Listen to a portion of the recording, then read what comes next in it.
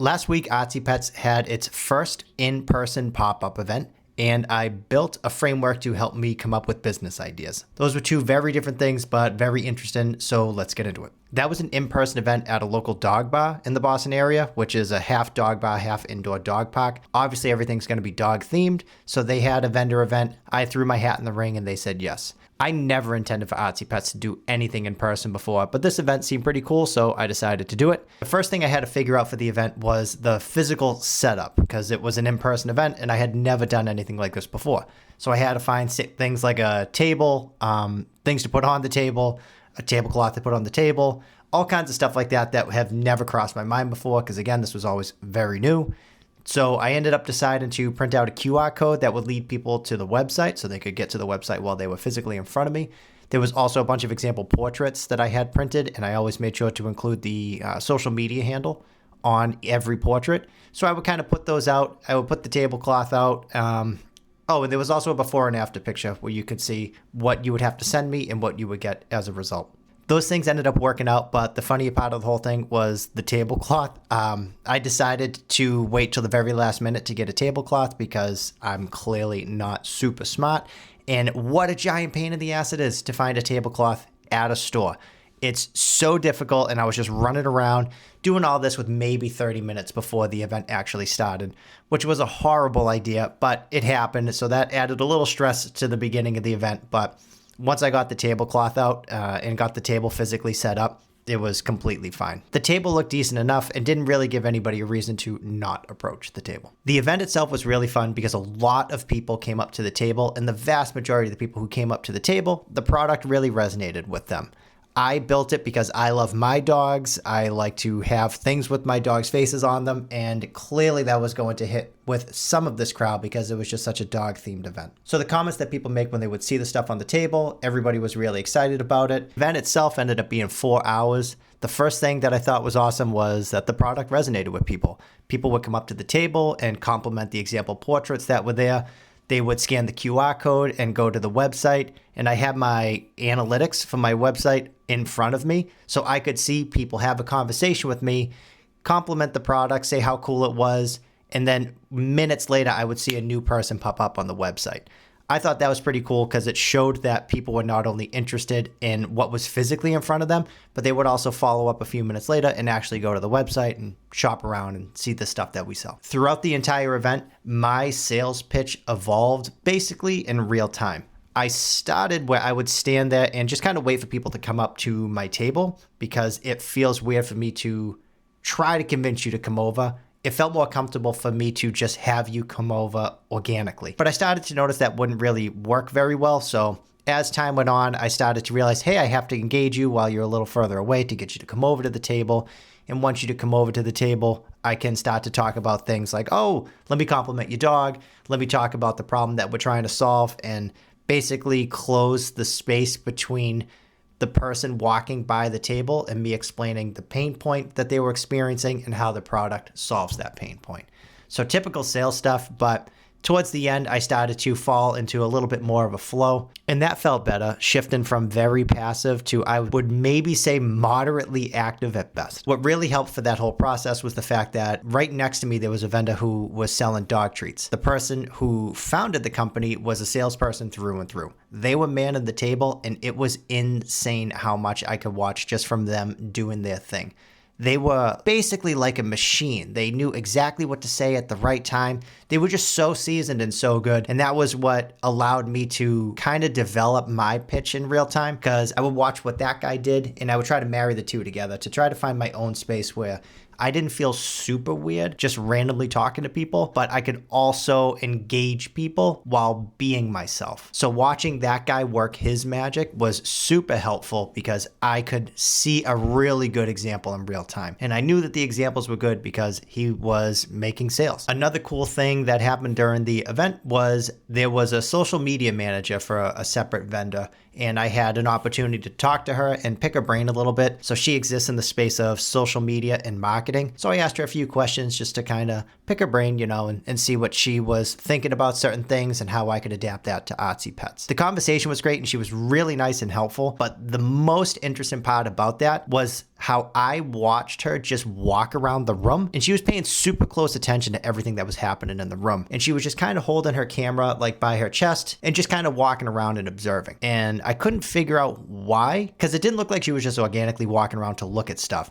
Then it clicked that, oh, she's looking for content. She was walking around the venue and seeing, okay, what would this be good for? What would that be good for? And she would record these videos. And once I realized that, I thought, oh man, that's so clever. She was just so honed in on that process. And that's something that's so far from second nature to me that I decided to start incorporating that right away. So I was recording little videos of the table setup, pictures of my family there, and stuff that I could ultimately post on social media for people to follow the journey Artsypetz during the event. There were other vendors that approached me, and one of them was from a dog rescue, and they said, oh, we have an event that is similar to this that we do like twice a year or something like that, and we would love for you to be a vendor. So we started having a conversation, and there could be something there later on. It was also cool how other vendors would come up to me and give me ideas. One really clever one is that there's a Renaissance fair that happens in Massachusetts every year called the King Richard's Fair, and Artsypetz does Renaissance style portraits. So someone came up to me and said, hey, next time that event comes around, you should try to be a vendor because you would probably kill it at the event because that's exactly the crowd you're looking for. Well, not exactly. It would have to be those people who love their pets, but hey, everybody loves their pets that has them. So that could be a really good fit. I thought that was super cool because somebody was thinking about how to help me, but they weren't really asking for anything else in return. So I very much appreciated that. Another cool opportunity that landed in front of me was a dog rescue came over to my table and said, hey, we have our own event that's really similar to this and we do it twice a year and we would love for you to be one of the vendors. So we got to talking and the lady was super nice, and I pitched the idea of, hey, what if we did a collaboration where your dog rescue could partner with Artsypetz, and I would only target the dogs that have been around for adoption the longest. If you look at any dog rescue, sometimes there are dogs who have been up for adoption for a long time, and I thought, hey, wouldn't it be cool if I could donate Artsypetz swag to whoever adopts that dog? And there could be a little social media campaign that happens in between. The lady liked that idea a lot because those dogs who have been up for adoption for a long time would get more exposure through social media. I would get tagged as the business owner. The person who adopts it gets free cool stuff. And that's going to be something that we talk about moving forward. So I'm pretty excited about that. Overall, I think the event was a success. I didn't make any sales right in front of me, but I guess that's kind of normal because it would be weird if someone visited the website and went through the online ordering system just standing in front of me. It didn't really seem like the right opportunity for someone to spend their money right here, right now. Over those 4 hours, I learned so much and it was worth every minute being there. And I'll probably do these more if I can find the right opportunities in the future, like the examples that other people had given me. I'll probably follow up on those and see if there's some space for me to do that. I still want Artsypetz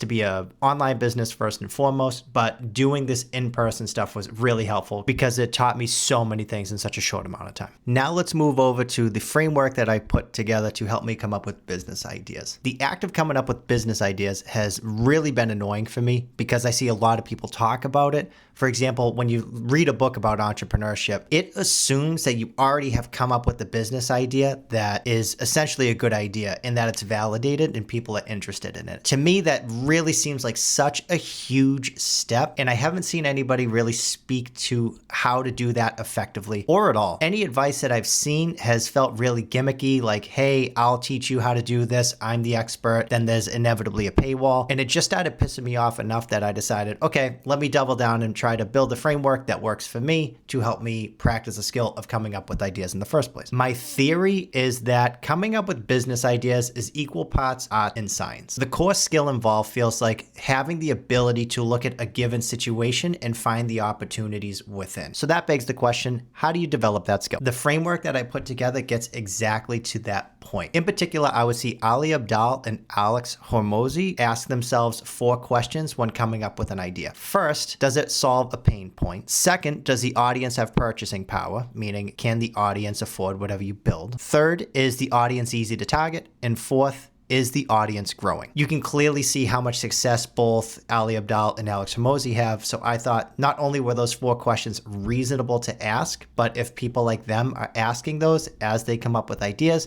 there's probably something to it. I decided to implement a system by first going to Notion and building a database. And that database stores every single business idea that I come up with. I just dump it in there. And as I dump an idea into that database, I answer those 4 questions that I mentioned before. What's really important after I answer those 4 questions is the fact that I come up with 2 pivots for that business idea, no matter how I answer the questions. So for example, if I put in a business idea and I realize that the audience isn't easy to target and they're not growing, that means that I still resolved a pain point and that audience has purchasing power. So what can I do with this to make it better? How can I pivot this idea to target an audience who is easy to target and is growing? How can I swing this idea around to point it at an audience who is easy to target and growing? That's what enables me to take a mediocre or bad idea and turn it into a good, a decent idea. But I also do this for ideas that are supposed to be pretty good according to this framework. If I answer yes across the board for all 4 answers, I'm still very much interested in being able to pivot that to make it even better. Or maybe I can pivot into a parallel product. Ultimately, the answers and the pivots aren't